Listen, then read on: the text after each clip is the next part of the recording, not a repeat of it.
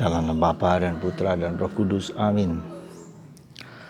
Allah yang penuh kasih, kami bersyukur atas kehidupan sehari-hari yang Engkau selalu dampingi dan bimbing kami dalam perjalanan hidup ini. Kami bersyukur bahwa Engkau memberikan kepada kami Roh Kudus yang lebih besar daripada roh-roh duniawi manapun juga.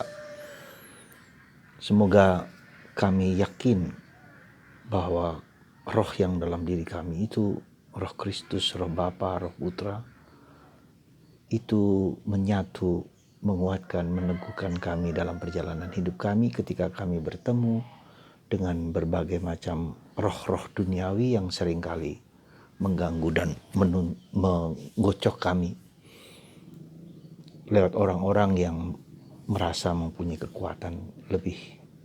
Bantu kami Tuhan untuk yakin akan rahmat yang Kau berikan kepada kami. Demi Kristus Tuhan dan pengatara kami. Amin.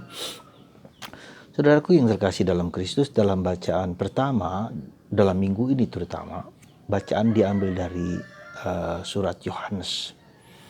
Dan surat Yohanes itu berbicara banyak tentang kasih. Ya, Yohanes adalah Injil surat kasih. Disitulah fokus dari Injil Yohanes dan surat-surat Yohanes dan tulisan-tulisan Yohanes. Nah, saudaraku yang terkasih dalam Kristus, kita tahu bahwa kasih adalah inti core ya, dari hidup kita. Ketika orang sudah menemukan kasih, saya menemukan kasih seperti Santa Teresa, kanak-kanak Yesus. Dalam surat Paulus, ya, dalam surat Paulus kepada umat di Korintus, saya menemukan kasih. Kasih itu mengatasi segala-galanya.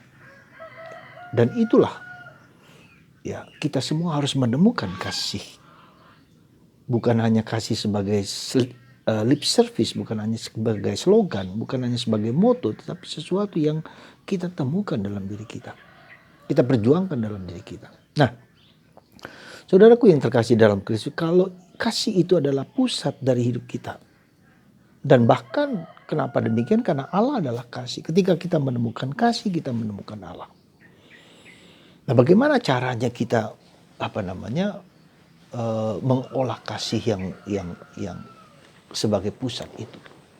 Saya mengajak Anda untuk di awal tahun ini untuk memahaminya dengan lebih baik.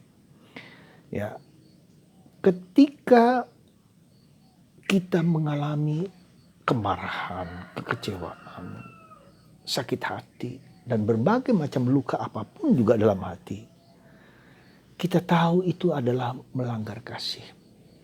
Jadi kasih itu bukan pertama-tama kita apa yang kita lakukan kepada orang lain, tetapi bagaimana saya menyikapi dengan sikap-sikap batinku yang seringkali bertentangan dengan kasih. Kemarahan, kekecewaan, sakit hati, kebencian entah itu kepada suami, kepada istri, kepada anak, kepada orang tua, kepada tetangga, kepada siapapun juga. Ya. Coba kita deteksi dalam diri kita apa yang terus bergulat dan berulang-ulang bergulat. Muncul mungkin kebencian kita pada orang-orang tertentu. Nah, mulailah bergerak di situ. Ya, mulailah bergerak di situ. Jadi bagaimana caranya?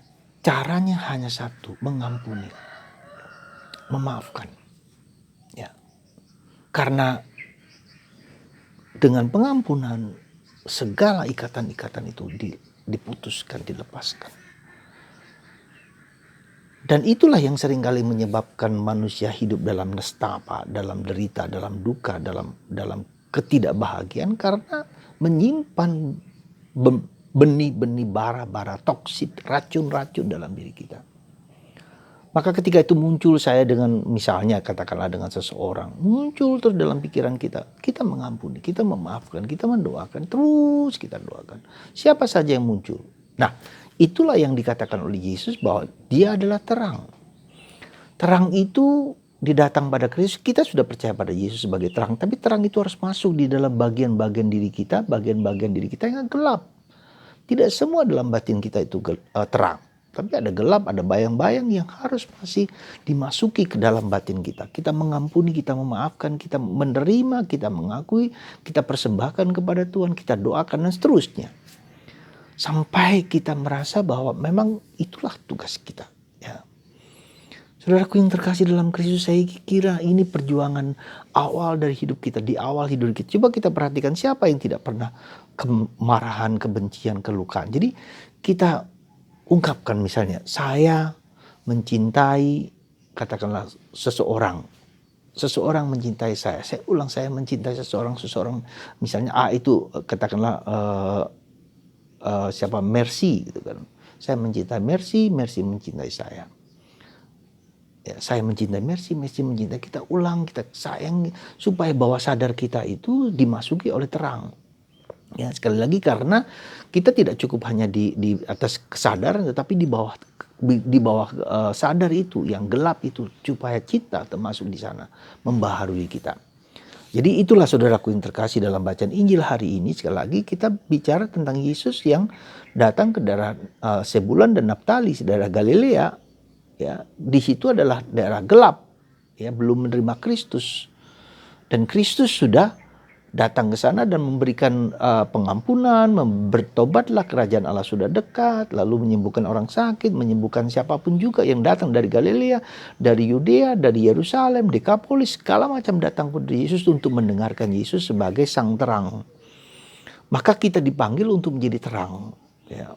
Menjadi terang itu hidup dalam Tuhan, hidup dalam roh, hidup dalam kasih. Ya.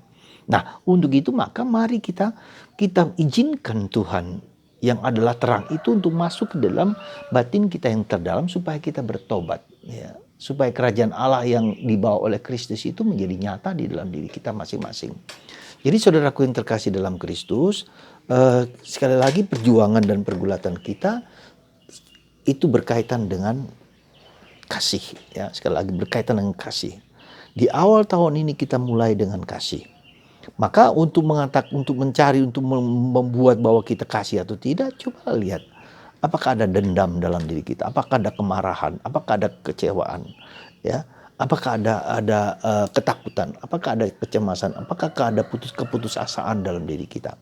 Nah, itulah supaya kita terus menerus, lalu jalankan itu semua dengan gembira, dengan sukacita, dengan penuh kegembiraan, ya. Saudaraku yang terkasih, semoga supaya terang Kristus itu nyata dalam diri kita, kita mulai dari diri kita sendiri. Kita mulai dari dalam batin kita. Bukan pertama-tama dari luar. Ya. Dan tandanya bahwa kita sungguh mencintai adalah kegembiraan, adalah sukacita. Adalah damai. Ya. Kita tidak punya kemarahan apapun kepada orang lain. Tidak ada kebencian, tidak ada ketakutan, tidak ada kecemasan. Ya. Ketika kita cemas, ketika kita gelisah, ketika kita takut, itu tandanya bahwa kita tidak ada cinta. Nah, jadi bagaimana kemudian kita ketika cinta itu tidak ada, kita berikan cinta itu. Ya, Santo Yohanes dari Salib, di mana tidak ada cinta, berikan cinta itu. Jadi apa yang membuat kita tidak mencintai, ya kita berikan cinta, kita berikan kita berikan cinta, kita berikan perhatian, kita berikan semangat, kita berikan roh kita. Bahkan kita aja omong, kita aja bicara dalam batin gitu ya kepada Tuhan. Jadi kita dialogkan orang yang mungkin membenci kita dengan Tuhan. Tuhan, inilah orang-orang yang tidak kusukai. Bantu aku untuk mencintai seperti Engkau mencintai dia. Jadi saudaraku yang terkasih dalam Kristus, mari terang itu bukan hanya orang yang belum mengenal Kristus. Kegelapan itu bukan hanya orang yang belum mengenal Yesus. Dan tugas kita juga untuk mewartakan terang itu kepada orang-orang di sekitar yang belum mengenal Kristus. Tetapi harus mulai dengan diri kita sendiri. Apakah Kristus itu sudah masuk dalam kegelapan-kegelapan batin kita, di sudut-sudut batin kita. Nah, itu yang kedua adalah bagaimana kita ketika tidak ada cinta itu, kita berikan cinta. Ya. Kita doakan, kita perhatikan, kita persembahkan kepada Tuhan. Kita ajak Tuhan untuk berdialog dengan orang-orang ini. Ya. Dan itulah perjuangan dan pergulatan kita selama setahun ini, supaya kita dapat dan mampu untuk mencintai, untuk memberikan cinta. Dan kedua, kita tahu betapa tidak mudahnya hidup dalam cinta. Masih ada gelap-gelap dalam diri kita, maka kita butuh Roh Kudus. Jadi saudaraku terkasih, cinta dan Roh Kudus, itulah yang harus kita perjuangkan dalam hidup kita ini. Kita mohonkan Roh Kudus. Karena buah Roh Kudus adalah cinta, kasih, sabar, murah hati, lemah lembut, mengampuni. Ya. Mari kita tidak hanya ngambiang gitu loh, hanya di atas permukaan, di dunia maya mencintai, tapi konkret.